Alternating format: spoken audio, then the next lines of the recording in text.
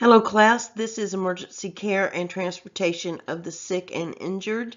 This is chapter 27, dealing with face and neck injuries. Upon completion of this class, you will have specific knowledge on how to deal with these particular injuries that can cause very fatal outcomes very quickly through air embolus and other varying factors, including also acute and severe bleeding. So that's what we're going to address in this chapter. So here we go. Trauma applies fundamental knowledge to provide basic emergency care and transportation based on assessment findings for acutely injured patients.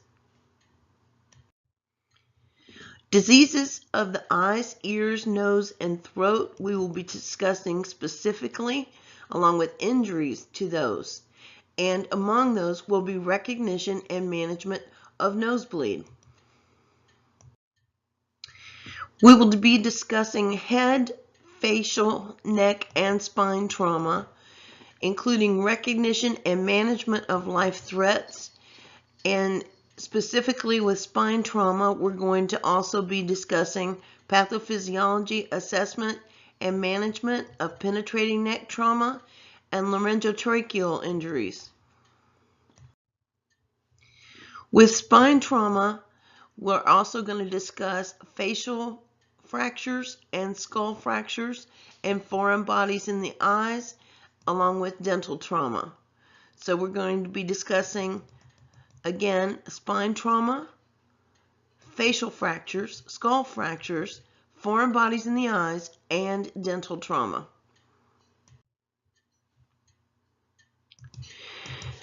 Now, to introduce these topics, let's talk about this first. The face and neck are particularly vulnerable to injury because of their relatively unprotected positions on the body.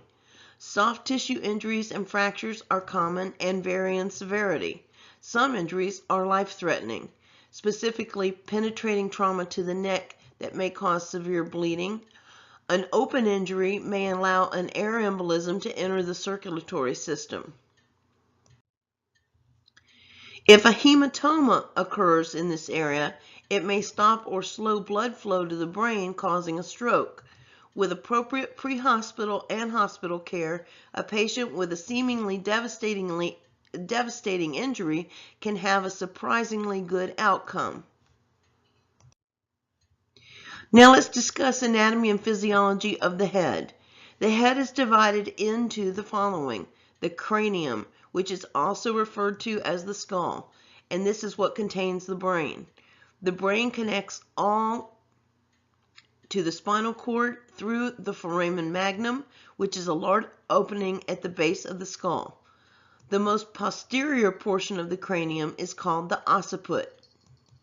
On each side of the cranium, the lateral position or the lateral portions are called the temples or temporal regions. Between the temporal regions and the occiput lie the parietal regions. The forehead is called the frontal region. Anterior to the ear in the temporal region, you can feel the pulse of the superficial temporal artery. Now let's discuss the face. The face is composed of the eyes, ears, nose, mouth, and cheeks. The 6 major bones of the face include the nasal bone, the 2 zygomas, 2 maxillae, the mandible, and those are the 6 major bones of the face. The orbit of the eye is composed of the lower edge of the frontal bone of the skull, the zygoma, and the maxilla, and the nasal bone. The bony orbit protects the eye from injury. Only the proximal third of the nose is formed by the bone. The remaining 2/3 are composed of cartilage. The exposed portion of the ear is composed entirely of cartilage covered by skin. The external visible part is called the pinna. The tragus is a small, rounded, fleshy bulge immediately anterior to the ear canal. The superficial temporal artery can be palpated just anterior to the tragus. About 1 inch posterior to the external opening of the ear is the mastoid process, and this is the bony mass at the base of the skull. The mandible forms the jaw and the chin. The jaw is the lower border of the mouth, where the tongue and all 32 teeth are located. The motion of the mandible occurs at the temporomandibular joint, which lies just in front of the ear on either side of the face. Below the ear and anterior to the mastoid process, the angle of the mandible is easily palpated. Now let's talk about the neck. The neck contains many important structures. It is supported by the cervical spine, and the first 7 vertebrae in the spinal column, C1 through C7, are what make up the cervical column in total. The spinal cord exits from the foramen magnum, which is the large opening at the base of the skull, and begins the top of the spinal cord, and the spinal cord itself lies within the spinal canal, which is formed by the vertebra. The upper part of the esophagus and the trachea lie in the midline of the neck. The carotid arteries are found on either side of the trachea, along with the jugular veins and several nerves. Now let's discuss the larynx. The Adam's apple is located in the center of the anterior of the neck. The Adam's apple is the upper part of the larynx. It is formed by the thyroid cartilage. And men and women both have an Adam's apple. It is just more prominent in men than in women. The other portion of the larynx is called the cricoid cartilage, which is a firm ridge of cartilage below the thyroid cartilage. The cricothyroid membrane lies between the thyroid cartilage and the cricoid cartilage. It's a soft depression in the midline of the neck, and there's a thin sheet of connective tissue that joins the two cartilages. The next thing we're going to discuss is the trachea. It is below the larynx, and the trachea connects the oropharynx and the larynx with the main passages of the lungs, the bronchi. On either side of the lower larynx and the upper trachea lies the thyroid gland. The sternocleidomastoid muscles, let me pronounce that again, sternocleidomastoid muscles originate from the mastoid process of the cranium and insert into the medial border of each collarbone and the sternum at the base of the neck. This allows movement of the head. Now we're going to talk about the eye. The eye is globe-shaped and approximately 1 inch in total diameter. It's located within a bony socket in the skull called the orbit. The orbit is composed of 8 adjacent bones of the face and skull. In adults, the orbit protects over 80% of the eyeball because all of those adjacent bones have become fused.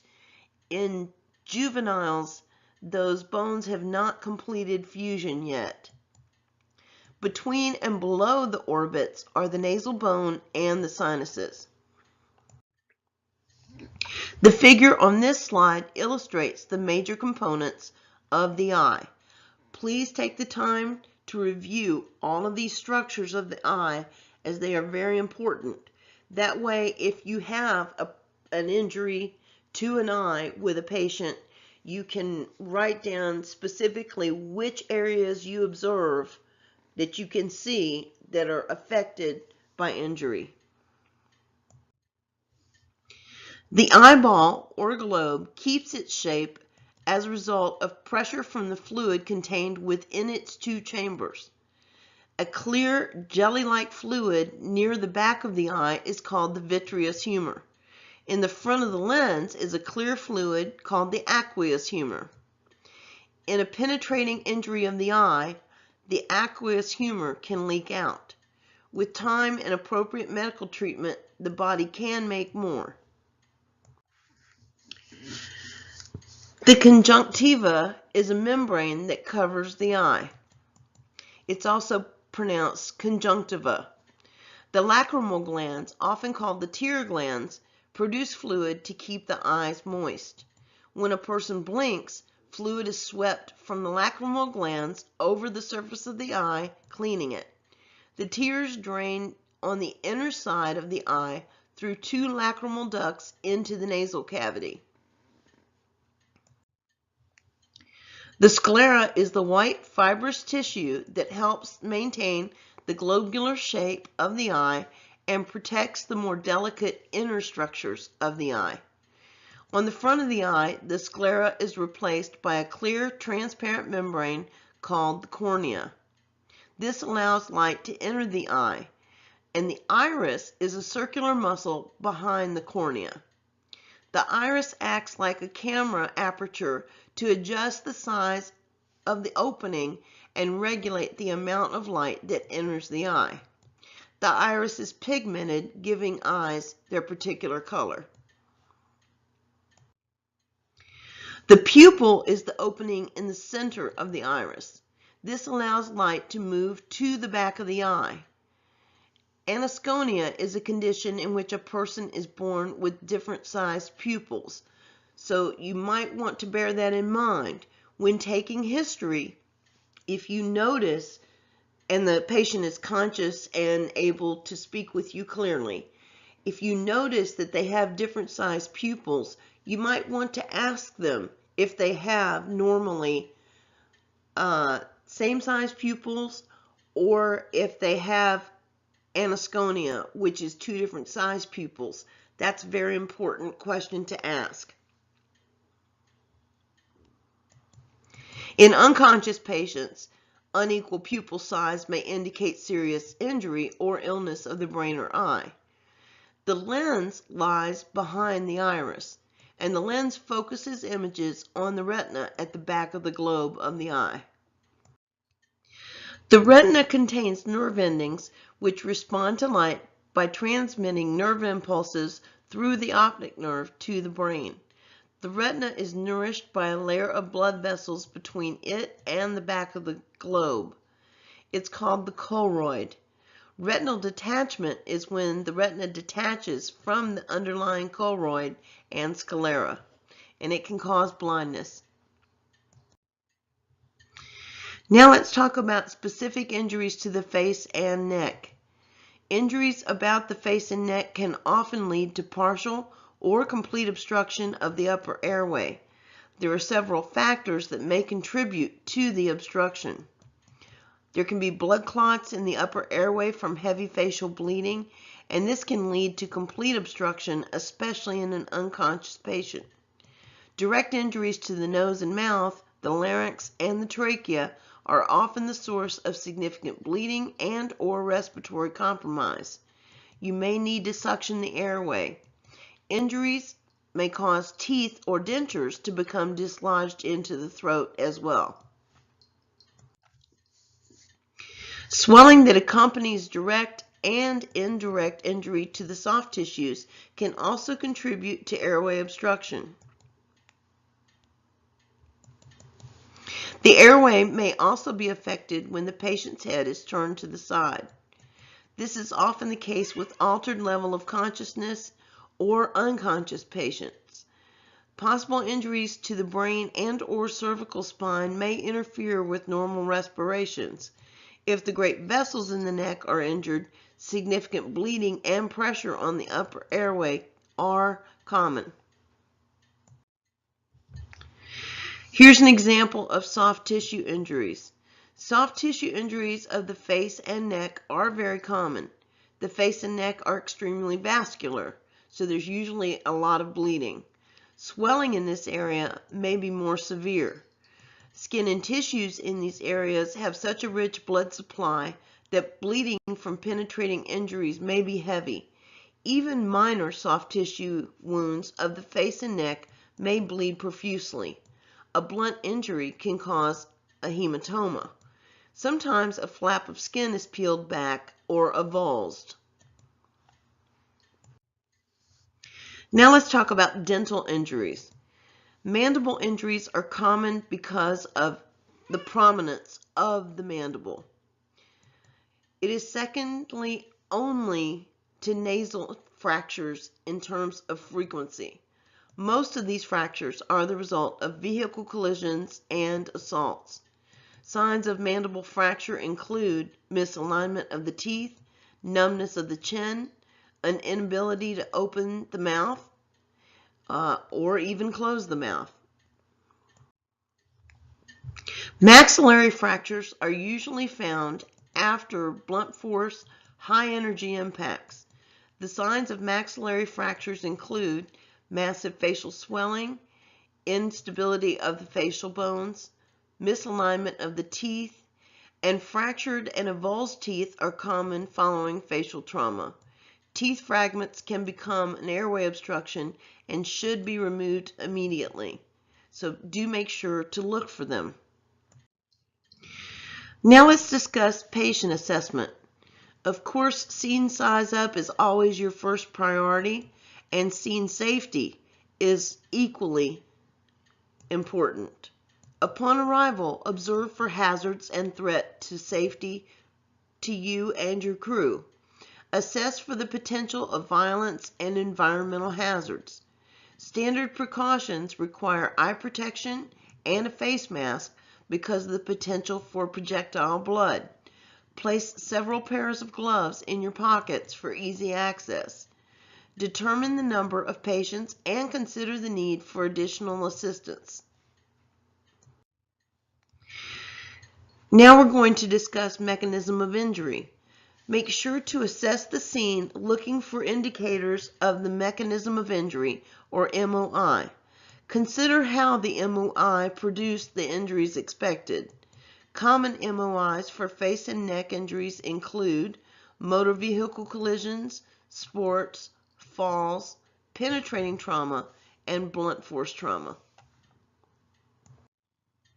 The primary assessment focuses on identifying and managing life-threatening concerns. Threats to ABCs must be treated immediately. When there is a life-threatening external hemorrhage, it must be addressed before airway and breathing. Make sure to form a solid general impression. Look for important indicators of the seriousness of the patient's condition. Injuries to the face and throat may be very obvious, but may also be hidden by collars or hats, or even scarves. Make sure to control blood loss with direct pressure. Consider the need for manual spinal stabilization. Check for responsiveness using the AVPU scale.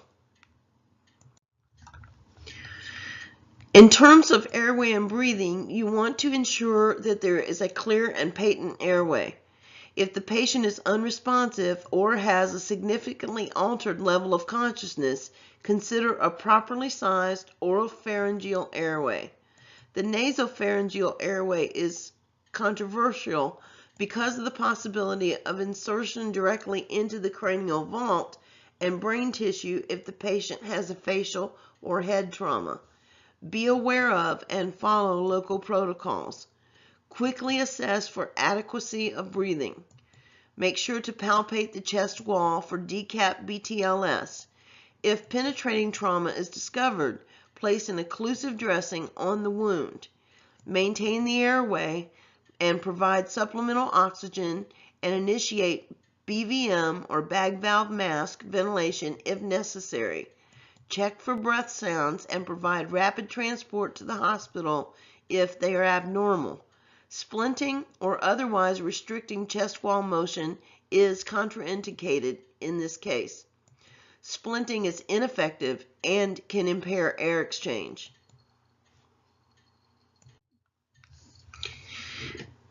We're going to discuss circulation now. You must quickly assess the pulse rate and quality of the pulse. Determine the skin condition, color, and temperature, and also check the capillary refill time. Significant bleeding is an immediate life threat. In terms of transport decision, consider quickly transporting patients with airway or breathing problems or with significant bleeding. Stabilization and maintenance of an airway and breathing, as well as control of bleeding, can be very difficult in patients with facial or neck injuries. Consider ALS backup if the transport time is long. A patient with internal bleeding must be transported quickly for treatment by a physician. Internal bleeding may compromise blood flow to the brain. Bleeding from major vessels of the throat can also impact the patient's airway. Signs of hypoperfusion include tachycardia, tachypnea, low blood pressure, weak pulse, and cool, moist, pale skin. The patient who has significant MOI but whose condition appears to be stable should still also be considered a transport priority. Remember that any significant blow to the face or throat should increase your suspicion of spinal or brain injury. Even if the patient has no signs of hypoperfusion or other life-threatening injuries, there is always the possibility of eye injury. So that is always considered serious, and the patient should be transported to the hospital as quickly and safely as possible. Surgery and/or restoration of circulation to the eye will need to be accomplished within 30 minutes or permanent blindness may result. Now let's discuss history taking.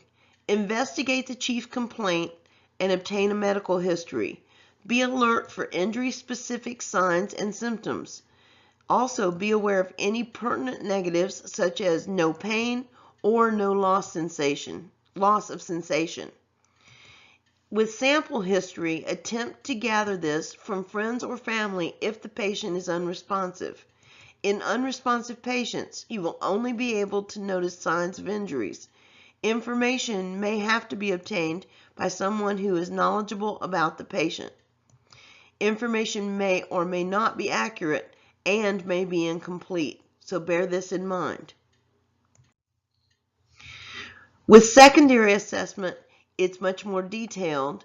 Comprehensive examination of the patient is necessary, and that is used to uncover injuries that may have been missed during the primary assessment. You may not always have time to conduct a secondary assessment.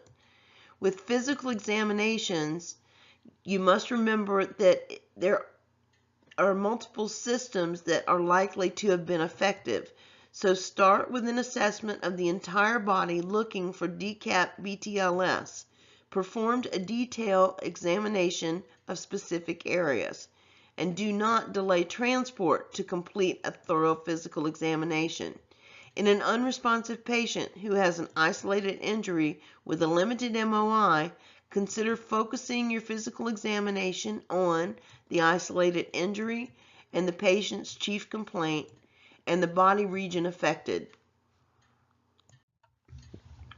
Ensure that all control of bleeding is maintained and note the location of the injury.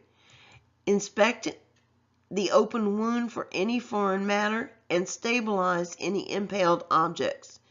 During the physical examination, use both your eyes and your hands. Your eyes will be looking for swelling, deformities of the bones, contusions, and discoloration. Your hands will be gently, and I emphasize gently, palpating the face, looking and feeling for any abnormalities. If your patient is if your patient is responsive, you should explain exactly what you are doing and what you are looking for. Your discovery of an abnormality may be an old injury, so make sure to inquire about that in a conscious patient. Assess all underlying systems, including the neurologic system and also including the brain and major nerves. Sensory organs, including the eyes and nose, and also investigate the respiratory system, including the mouth, nose, sinuses, and airway. And the circulatory system, you want to focus on carotid arteries and jugular veins. When evaluating the eyes, start with the outer aspect and work towards the pupils. Examine the eye for any obvious foreign matter. Visual acuity is considered the vital sign of the eye. Gently cover one eye and hold fingers up at arm's length in front of the patient and ask about what they see through their open eye. Test both eyes for the ability to see fingers. Note any discoloration of the eye, bleeding in the iris area, or redness. Also look for eye symmetry because asymmetry indicates a possible brain injury. Look at each pupil for equal size and reaction to light. If pupils are not symmetric, again, as I mentioned earlier, inquire about previous surgeries or injuries, and then also determine whether unequal pupils are caused by physiologic or pathologic issues. Brain injury, nerve disease, glaucoma, and meningitis are all possible causes of unequal pupils. We're going to discuss vital signs now. Assess vital signs to obtain a baseline so you can observe any changes during treatment. You must be concerned with visible bleeding and unseen bleeding inside a body cavity. With facial and throat injuries, baseline information about respirations and pulse is very important. Use of monitoring devices are important, and use appropriate monitoring devices to quantify your patient's oxygenation and circulatory status. You may also use non-invasive methods to monitor blood pressure. Now we're going to talk about reassessment. Repeat the primary assessment. Reassess vital signs and the chief complaint. Continually reassess the adequacy of airway, breathing, and circulation. Recheck patient interventions. This is particularly important in patients with facial or neck injuries because of the ease in which injuries can affect associated systems. The patient's condition should be reassessed at least every 5 minutes. With interventions, you want to provide complete spinal immobilization to any patient with suspected spinal injuries. As far as spinal injuries are concerned, they should be suspected anytime there is significant trauma to the face or neck. Maintain an open airway and be prepared to suction the patient and consider an oropharyngeal airway. Whenever you suspect significant bleeding, provide high-flow oxygen. If needed, provide assisted ventilation using a BVM with high-flow oxygen. Control any significant visible bleeding. If the patient has signs of hypoperfusion, treat the patient aggressively for shock and provide rapid transport. Do not delay transport of a seriously injured patient to complete non-life-saving treatments in the field. With communication and documentation, you must consider the following and use the following. In your documentation, include a description of the MOI and the position in which you found the patient. In cases of motor vehicle crashes, document the method used to remove the patient from the vehicle.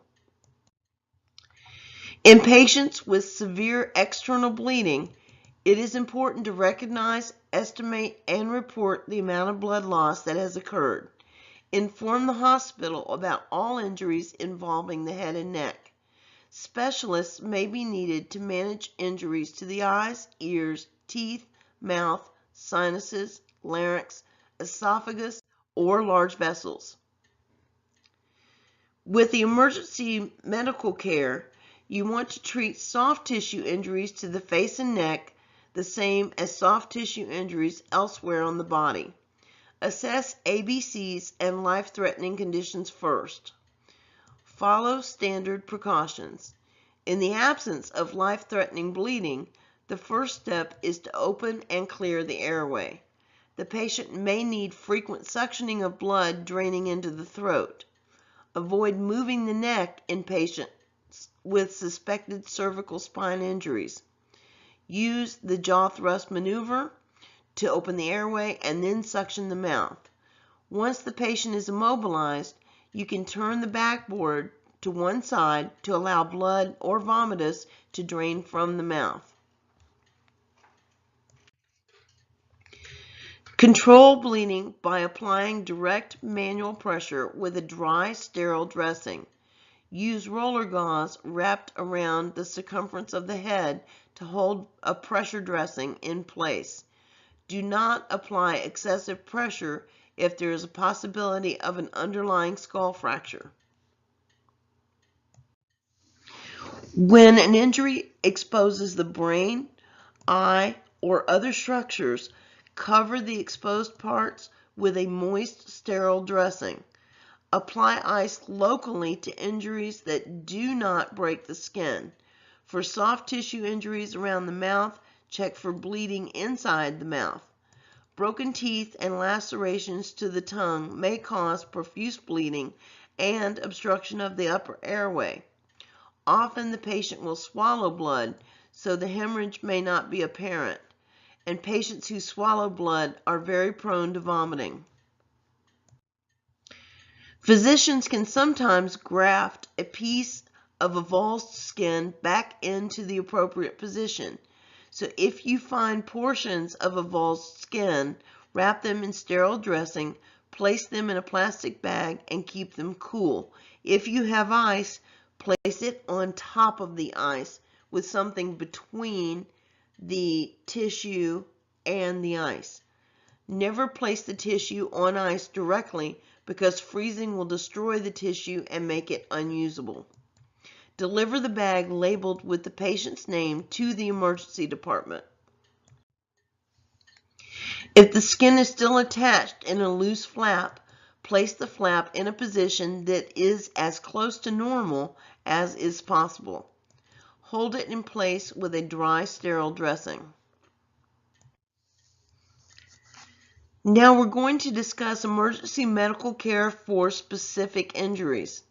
Injuries of the eyes, we're going to talk about first. Eye injuries are common, particularly in sports. They can produce a lifelong complication, including blindness, so proper emergency treatment will minimize pain and may prevent a permanent loss of vision. In a normal, uninjured eye, the entire circle of the iris is visible. The pupils are round, usually equal in size, and react equally when exposed to light. Both eyes move together in the same direction when following your moving finger, and that is for normal eye function. After an injury, however, pupil reaction or shape and eye movement are often disturbed. Abnormal pupil reactions sometimes are a sign of brain injury rather than eye injury. Treatment starts with a thorough examination. Always use standard precautions and take care not to aggravate any problems. Look for specific abnormalities or conditions that may suggest the nature of the injury. A damaged cornea quickly loses its smooth, wet appearance. Now let's discuss foreign objects. The orbit protects the eye from the penetration of large objects. Even a very small object may produce severe irritation. The conjunctiva becomes inflamed and red, a condition known as conjunctivitis, and the eye begins to produce tears in an attempt to flush out the object. Irritation of the cornea of the conjunctiva causes intense pain. Irrigation with sterile saline solution will frequently flush away loose, small particles. Using a bulb syringe or a nasal airway or cannula to direct saline into the affected eye. Always flush from the nose side of the eye towards the outside to avoid flushing material into the other eye. A foreign body will leave a small abrasion on the conjunctiva. The patient may still report irritation. Gentle irrigation will usually not wash out foreign bodies that happen to be stuck to the cornea or lying under the upper eyelid.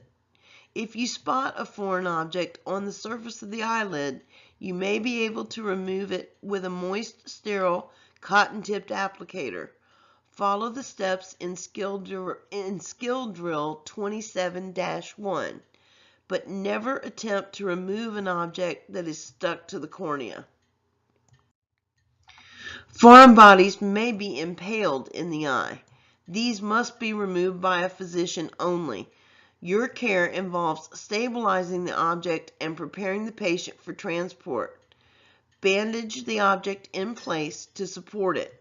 Cover the eye with moist, sterile dressings. Surround the object with a donut-shaped collar made from roller gauze or a small gauze pack. Follow the steps in Skill Drill 27-2. When you see or suspect an impaled object or objects in the eye, bandage both eyes with soft, bulky dressings to prevent further injury.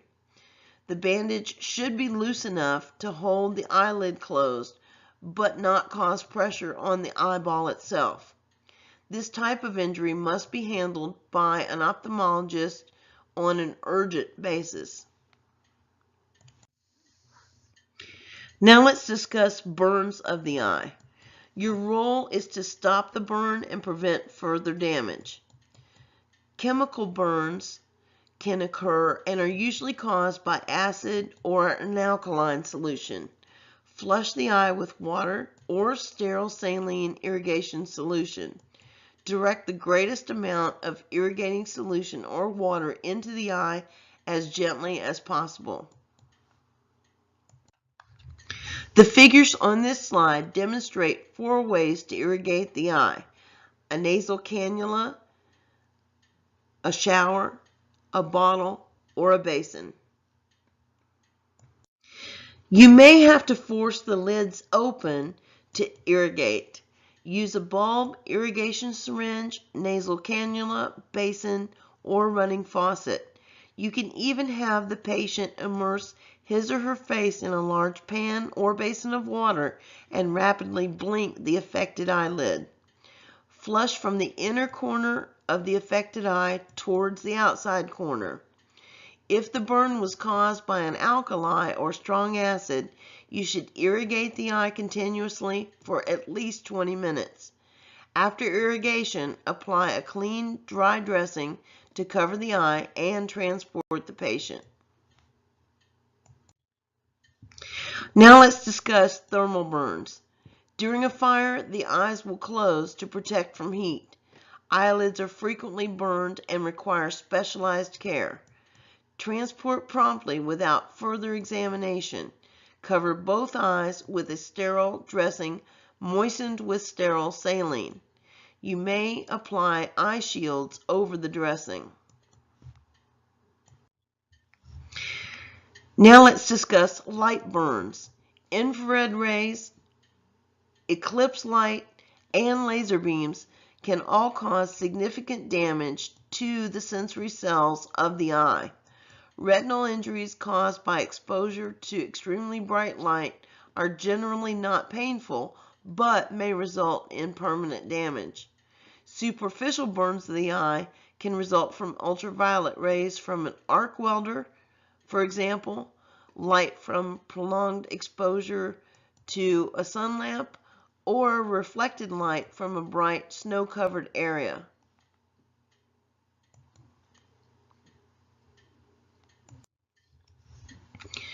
Now let's talk about lacerations. Lacerations of the eyelids require very careful repair to restore appearance and function. Bleeding may not be heavy, but it is usually controlled with gentle manual pressure. If there is laceration of the globe itself, apply no pressure to the eye. Compression can interfere with the blood supply and result in loss of vision. Follow these important guidelines in treating penetrating injuries of the eye. Never exert pressure on or manipulate the injured globe. If part of the eyeball is exposed, gently apply a moist sterile dressing to prevent drying. Cover the injured eye with a protective metal eye shield, cup, or sterile dressing. Apply soft dressings to both eyes and provide prompt transport. On rare occasions, the eyeball may be displaced from its socket. Do not attempt to reposition it.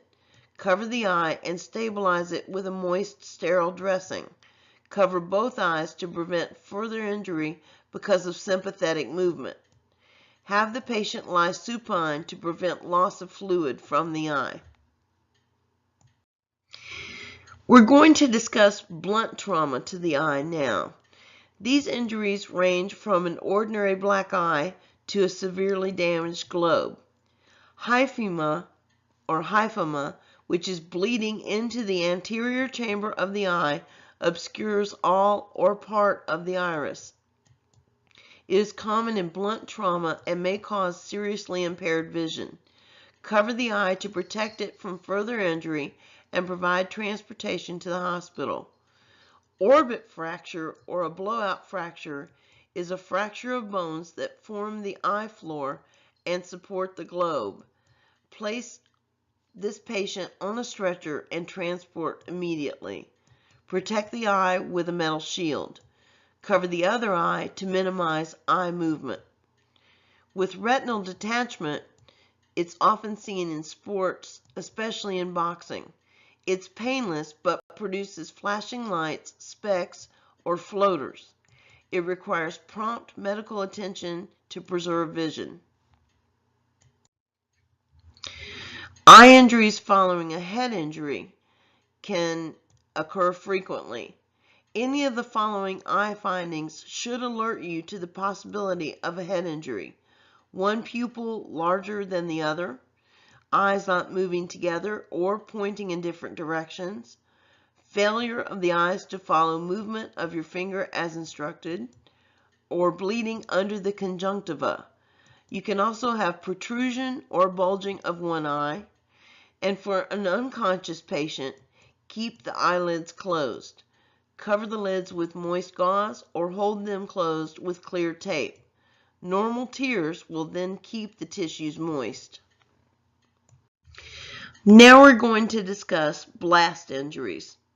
Signs and symptoms of blast injuries range from severe pain and loss of vision to foreign bodies within the globe. Before responding to patients after a blast, ensure that the scene is safe. Management of the injury to the eye depends on the severity of the injury itself. If there is a foreign body within the globe, do not attempt to remove it. Use a clean cup or similar item to protect the area. If only one eye is injured, follow local protocol. Patients with a sudden loss or decrease of vision will have to be verbally instructed on what is going on around them. This helps keep them calm as well. If the patient has severe swelling or hematoma to the eyelid, do not attempt to force the eyelid open to examine the eyeball itself. Contact lenses and artificial eyes can be something you encounter. In general, do not attempt to remove contact lenses. The only exception is for chemical burns. To remove a hard contact lens, use a small suction cup moistening the end with saline. To remove soft contact lenses, place 1 or 2 drops of saline in the eye, gently pinch the lens between your gloved thumb and index finger, and lift it off of the surface of the eye. Place the lens in a container with sterile saline solution. Advise the hospital staff if the patient is wearing contact lenses. Occasionally, you may find yourself caring for a patient wearing an eye prosthesis. You should suspect an eye of being artificial when it does not respond to light or move in concert with the opposite eye, or appear quite the same as the opposite eye. If you're not sure, ask about it. The figures on this slide show how to remove hard contact lenses and soft contact lenses. So make sure to examine these carefully and just review the process so you don't find yourself trying to do it for the first time in the field and not being sure of what to do. So please examine this chart. Now let's discuss injuries to the nose.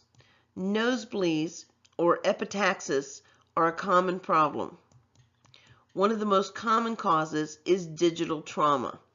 Nosebleeds are further categorized into anterior and posterior epistaxis. Anterior nosebleeds usually originate from the area of the septum and bleed fairly slowly. Usually they are self-limiting and resolve quickly on their own. Posterior nosebleeds are usually more severe and often cause blood to drain into the patient's throat. Attempting to insert a nasopharyngeal airway in a patient with a suspected basilar skull fracture or with facial injuries is controversial, so follow local protocols. In fact, I really recommend just not doing it at all if that's a suspected case, because you can cause severe trauma. The nose often takes the brunt of physical assaults and car crashes, and blunt injuries to the nose may be associated with fractures and soft tissue injuries of the face, head injuries, and or injuries to the cervical spine. Assess the nose for injury. It is helpful to picture the inside of the nose itself. The nasal cavity is divided into two chambers by the nasal septum.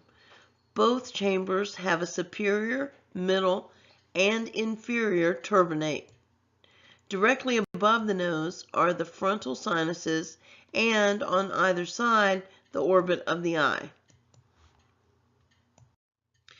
Cerebrospinal fluid, or CSF, may escape down through the nose following a fracture at the base of the skull. Use a piece of gauze to absorb the blood. If CSF is present, the blood will be surrounded by a lighter ring of fluid. This is also called a halo test. Control bleeding by applying a sterile dressing. If the patient is bleeding heavily, it could be the result of significant trauma. Consider cervical spine injury. The patient should not be moved if the airway can be managed in the patient's present position. For a non-trauma patient who is bleeding from the nose, place the patient in a sitting position, leaning forward, and pinch the nostrils together at the base.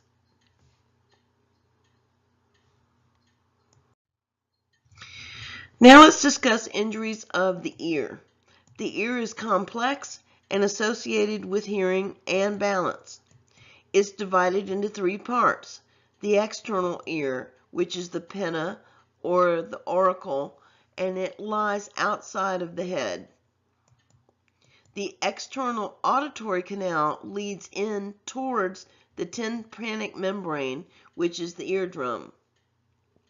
Then you have the middle ear, which contains three small bones, the hammer, anvil, and the stirrup, that move in response to sound waves hitting the tympanic membrane or eardrum.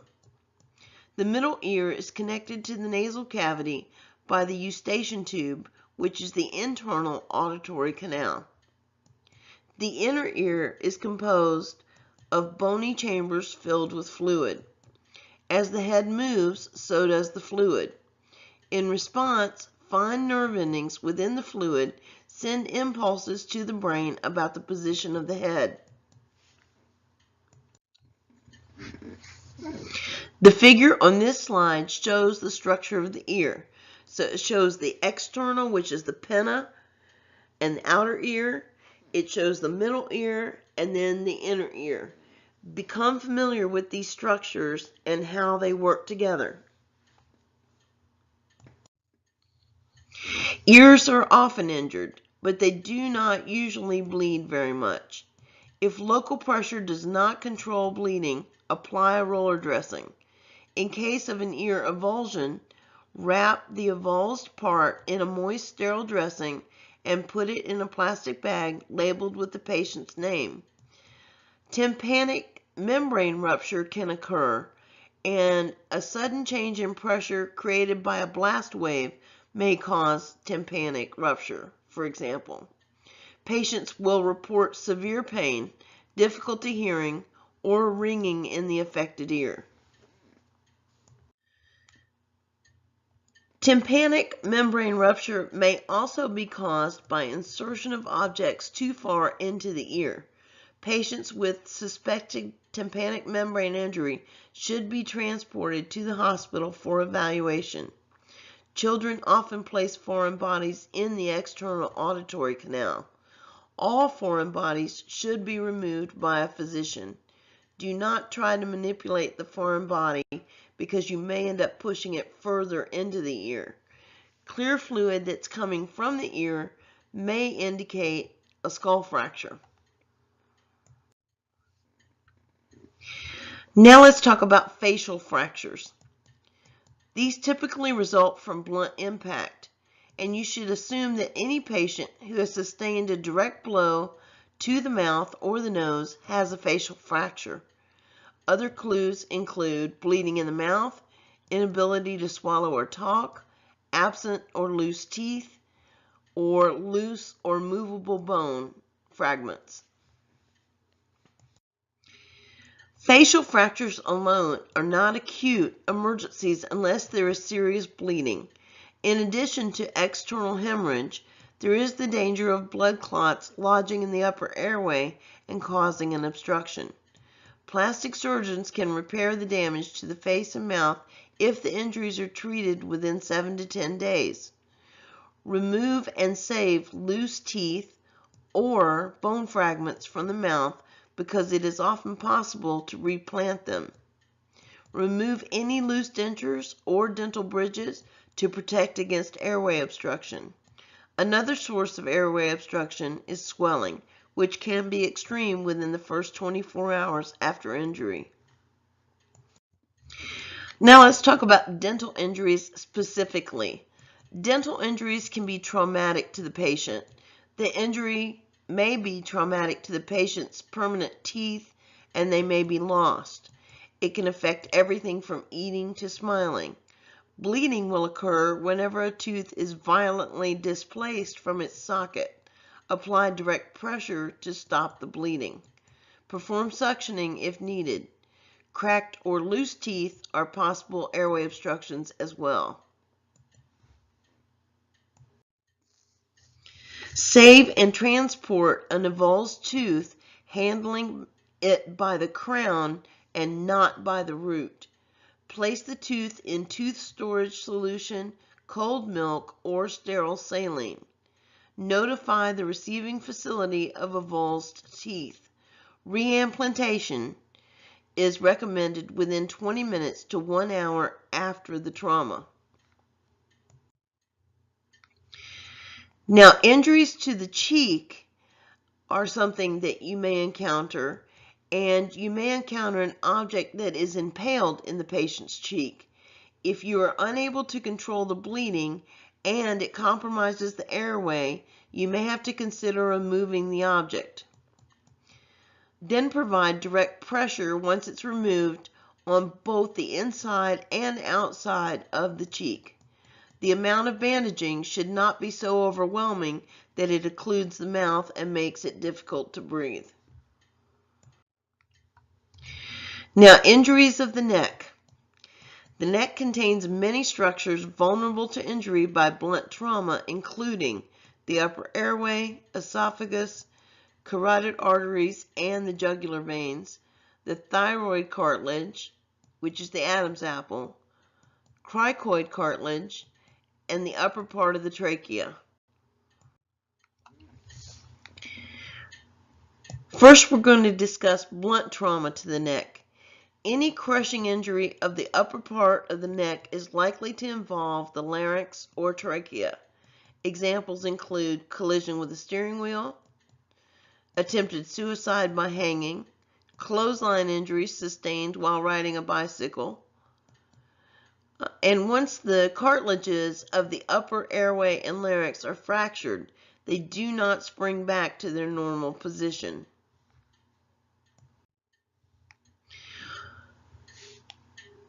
Injuries to the neck can lead to loss of voice, difficulty swallowing, severe and sometimes fatal airway obstruction, and leakage of air into the soft tissues of the neck. Subcutaneous emphysema is a characteristic crackling sensation produced by the presence of air in the soft tissues of the neck. If you feel this when palpating the neck, maintain the airway as best you can and transport immediately. Complete airway obstruction can develop very rapidly. ALS support either by air or intercept may be necessary. It is possible that these incidents involving an injury to the throat may also have caused a cervical spine injury. Spinal immobilization may be needed. In fact, it's more than likely recommended. Now let's discuss penetrating injuries. Penetrating injuries to the neck can cause profuse bleeding from laceration of the great vessels in the neck. Injuries to the carotid arteries and the jugular veins in the neck can cause the body to bleed out, also known as exsanguination. Injuries to these large vessels may also allow air to enter the circulatory system. If a vein has been punctured, air may be sucked through it into the heart. This condition is called an air embolism. A large amount of air in the right atrium and right ventricle of the heart can lead to cardiac arrest. The airway, the esophagus, and the spinal cord can be damaged by a penetrating injury. Direct pressure over the bleeding site will help control most neck bleeding. Follow the steps in skill drill 27-3. You may find it necessary to apply pressure above and below the penetrating wound to control life-threatening bleeding. Maintain cervical spine immobilization if indicated. Now let's discuss laryngeal injuries. Laryngeal injuries occur when there is blunt force trauma to the larynx, and this can occur, for example, when an unrestrained driver strikes a steering wheel, a snowmobile rider or an off-road biker strikes a clothesline or fixed wire, or sometimes even like a tree branch. The larynx becomes crushed against the cervical spine, resulting in soft tissue injury, fractures, and/or separation of the fascia. These strangulation injuries can also be found in either intentional or unintentional hangings. Anytime there is a suspected injury to the larynx, suspect possible cervical spine injury. Penetrating or impaled objects in the larynx should not be removed unless they interfere with the cardiopulmonary resuscitation. Stabilize all impaled objects if they are not obstructing the airway. See skill drill 26-1 from chapter 26, soft tissue injuries. Significant injuries to the larynx pose immediate risk of airway compromise. Signs and symptoms of larynx injuries include respiratory distress, hoarseness, pain, difficulty swallowing, which is also known as dysphagia, cyanosis, pale skin, and sputum in the wound.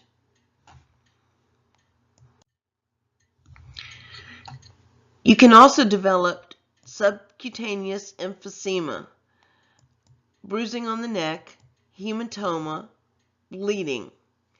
To manage a laryngeal injury, make sure to provide oxygen and ventilation. Apply cervical immobilization, but avoid the use of rigid collars. Okay, class, that is the entire chapter, so now we're going to go through our review questions. And here's our first review question. Number 1. Which of the following statements regarding the Adam's apple is false? A. It is inferior to the cricoid cartilage. B. It is formed by the thyroid cartilage. C. It is uppermost part of the larynx. Or D. It is more prominent in men than women. Again, which one of these is false? It is A. The most obvious prominence in the center of the anterior neck is the Adam's apple. This prominence is the upper part of the larynx formed by the thyroid cartilage. It is more prominent in men than in women. The other portion of the larynx is the cricoid cartilage, which is a firm ridge that is inferior to the thyroid cartilage. So one thing I suggest is that you review inferior, posterior, anterior, etc. Make sure that you remember these terms so that you remember what portion of anatomy is in relation to another portion of the anatomy, and you describe those correctly. Let's look at the incorrect answers. Again, which of the following statements regarding the Adam's apple is false? A. It is inferior to the cricoid cartilage. That is the correct answer. B. It is formed by the thyroid cartilage. That's true. C. It is the uppermost part of the larynx. That's also true. And D. It is more prominent in men and women. And that is true. But the false answer is that it is inferior to the cricoid cartilage. It is not. Question 2. The globe of the eye is also called the A. lens, B. orbit, C. retina, or D. eyeball. This one should be very easy. It is, of course, D. The globe of the eye is also called the eyeball. The lens, which sits behind the iris, focuses images on the retina, which is the light-sensitive area at the back of the globe. The globe is located within a bony socket in the skull called the orbit. We just covered all of these other answers, so I'm not going to review them here. But make sure that you are clear on the definition of lens, the definition of orbit, the definition of retina, and also know that eyeball is another term for the globe.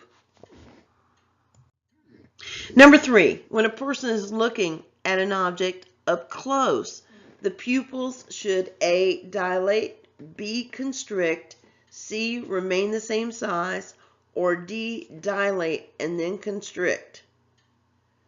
Think about pupil function, and this should be relatively easy.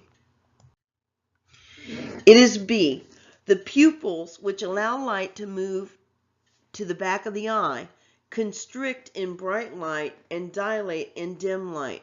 The pupils should also constrict when looking at an object up close and dilate when looking at an object farther away. This is called pupillary accommodation. These pupillary adjustments occur almost instantaneously. Let's look at the incorrect answers. Just to remind you of the question, when a person is looking up at an object up close, the pupils should A. dilate. That's incorrect. The pupils will dilate when looking at objects far away. B. constrict. That's the correct answer. C. remain the same size. That's incorrect because the pupils will constrict when looking at objects that are up close. And D. dilate and then constrict. That's incorrect because the pupils will constrict first when looking at close objects.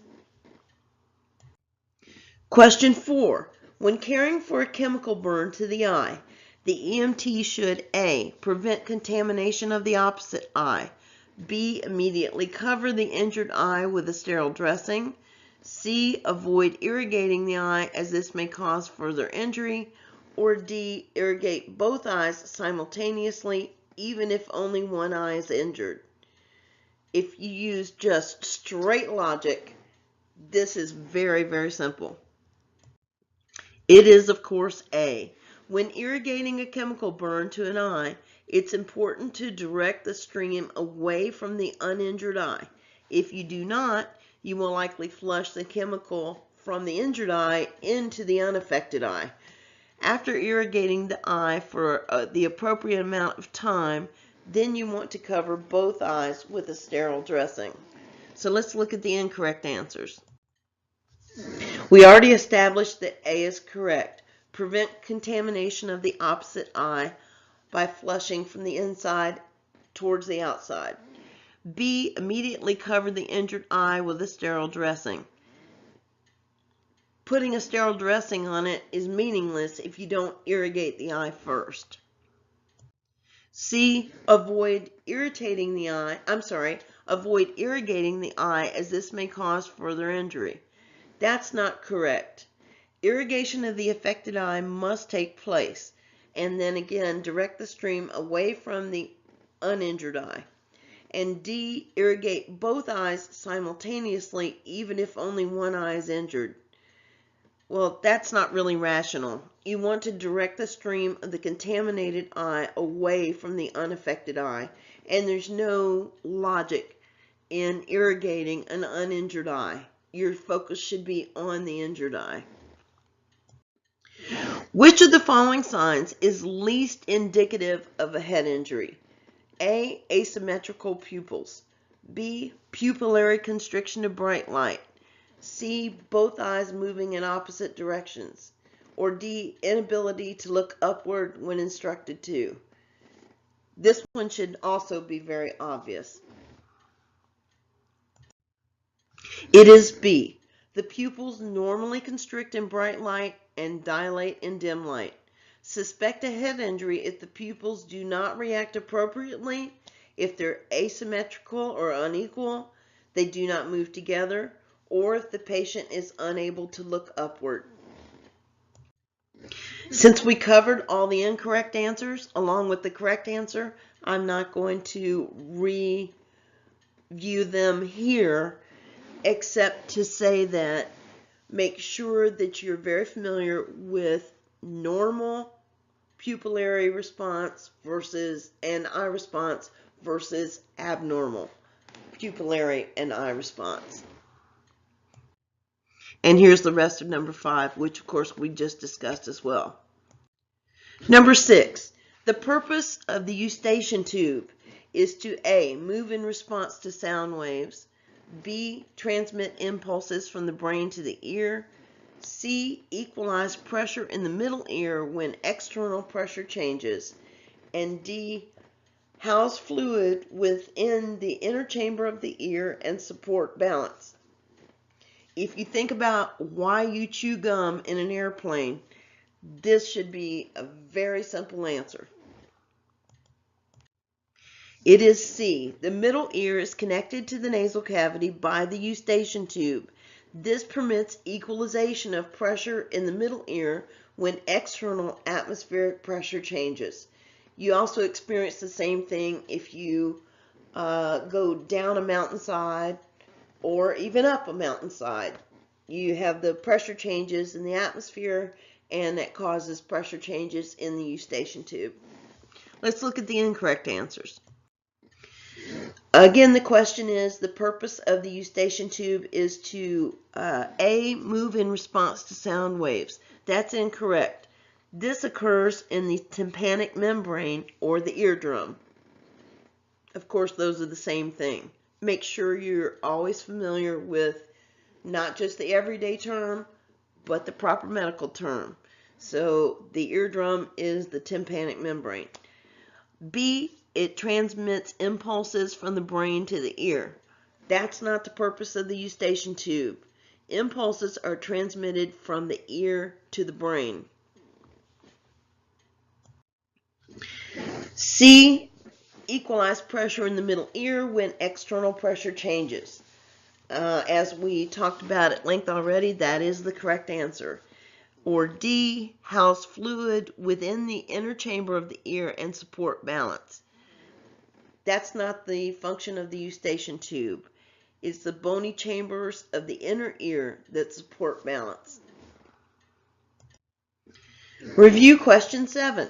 When caring for a patient with facial trauma, the EMT should be most concerned with A, spinal trauma, B, airway compromise, C, associated eye injuries, or D, severe external bleeding. Again, the question is, when caring for a patient with facial trauma, the EMT should be most concerned with one of the following. Let's look at the correct answer. It is B. The rationale is if there's no airway, there's no patient. Injuries to the face often cause obstruction of the upper airway, either by clotted blood or associated swelling, or even active bleeding. Additionally, large amounts of blood can be swallowed, which increases the risks of vomiting and aspiration of the vomiting or the vomitus back into the lungs. Bleeding control, spinal trauma, and associated injuries are important factors and should be treated accordingly. However, the airway comes first, and you've covered that in nearly every chapter up to this point. If you have no airway, everything else is moot. So always bear that in mind. Let's look at the incorrect answers. When caring for a patient with facial trauma, the EMT should be most concerned with A, spinal trauma. This is a concern and should possibly be treated, but again, the airway is primary. And of course, B, that's correct also. Airway compromise is your main consideration. You must have a patent airway. C, associated eye injuries. That is a possible concern, but again, airway is the priority. And D, severe external bleeding. That is also a concern, but again, airway is always first. Review question 8. The presence of subcutaneous emphysema following trauma to the face and throat is most suggestive of A, esophageal injury, B, cervical spine fracture, C, crushing tracheal injury, or D, carotid artery laceration. Remember what causes subcutaneous emphysema following trauma to the face, and you'll get the right answer. It is C. Crushing injuries or fractures of the larynx or trachea can result in a leakage of air into the soft tissues of the neck. The presence of air in the soft tissues produces a characteristic crackling sensation, and sometimes you can even hear it, a crackling sound, and that's called subcutaneous emphysema. Let's look at the incorrect answers. To remind you of the question, the presence of subcutaneous emphysema following trauma to the face and throat is most suggestive of A, esophageal injury. That's not correct. This will produce bleeding, which may be observed in the patient's mouth or through difficulty swallowing, but it's not the correct answer here. B, cervical spine fracture. This may be indicated by pain and or paralysis, but will not typically cause subcutaneous emphysema. C, crushing tracheal injury. Think about what the trachea does. Air moves in and out of the tracheal. So if the trachea is injured, air is going to leak out, producing subcutaneous emphysema. So C is the correct answer. D, carotid artery laceration. Carotid artery laceration. This could be assessed by excessive swelling or the presence of a large hematoma in the neck area. So make sure that you are very familiar with the complex anatomy and physiology of the neck and the different types of injuries that can result And that's all I have to say about that, except to reemphasize again, please review this carefully. Question number 9. A 21-year-old male has a large laceration to his neck. When you assess him, you note that bright red blood is spurting from the left side of his neck. You should immediately A. Apply pressure dressing to his neck, B. Sit the patient up to slow bleeding, C. Place your gloved hand over the wound, or D. Apply 100% oxygen via a non-rebreathing mask. One thing to make sure you consider here, bright red blood. Bright red blood is arterial blood. So, bearing that in mind, let's take a look at the correct answer. It is C. Obviously, you have laceration of the carotid artery, as evidenced by bright red blood spurting from the wound, and this can cause profuse bleeding, profound shock, and death very quickly. And if you recall earlier, that term is called exsanguination. You must immediately control the bleeding with the use of direct pressure. Cover the wound with your gloved hand initially, and then apply a bulky pressure dressing. After the bleeding has been controlled, apply high flow oxygen and transport, not just promptly, super promptly. You must immediately consider ALS upon observation of this type of injury. Let's look at the incorrect answers. Just to remind you of the scenario, a 21-year-old male has a large laceration to his neck. When you assess him, you notice that bright red blood is spurting from the left side of his neck. You should immediately A. Apply a pressure dressing to his neck. That's incorrect. You should apply a bulky dressing to control bleeding, but first you have to apply direct pressure on the bleeding. B. Sit the patient up to slow the bleeding. Again, bleeding must be controlled first with direct pressure. C. Place your gloved hand over the wound. That's the correct answer. Immediately apply pressure and help bring that under control right away, or he's going to bleed to death right in front of you. And D. Apply 100% oxygen via a non-rebreathing mask. That is applied after bleeding is controlled. Okay, so we've pretty well covered this one. Okay, and we finally come to review question 10. Which of the following mechanisms of injury would most likely cause a crushing injury of the larynx and or trachea? A. Attempted suicide by hanging. B. A gunshot wound to the lateral neck. C. A car crash involving lateral impact. Or D. A patient whose head hits the windshield. Think about each of these examples and the anatomy and physiology of the neck, and you will get this answer correct without too much trouble. It is A. Any crushing injury of the upper part of the neck is likely to involve the larynx or trachea. Examples include the anterior neck impacting a steering wheel, hanging or distraction mechanisms, and clothesline injuries. Let's look at the incorrect answers. Okay, just to remind you of the question, number 10, which of the following mechanisms of injury would most likely cause a crushing injury of the larynx and or trachea? A. Attempted suicide by hanging. That's the correct answer. B. Gunshot wound to the lateral neck. This would produce a penetrating injury.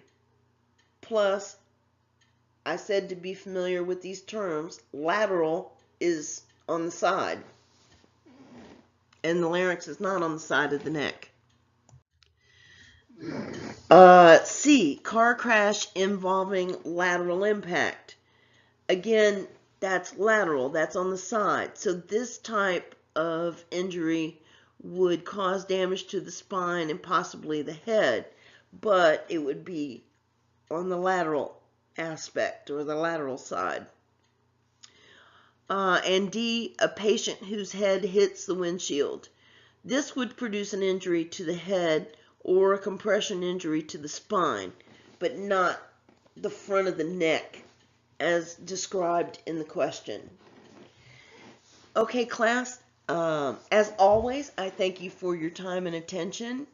There is a lot of tremendously complex anatomy and physiology in the neck. It is extremely important that you are so familiar with it because there are so many different types of injuries that can occur. And of all of the areas of our body, with all of these important structures, there's not a lot of protection. So there's quite a lot of injury that can occur to this portion of the body. So please make sure that you review this review this chapter carefully. Please seek out any advice from your instructor or if you need any type of help. And study hard, and I will see you next class. Thank you again, and I'll see you next class. Bye-bye.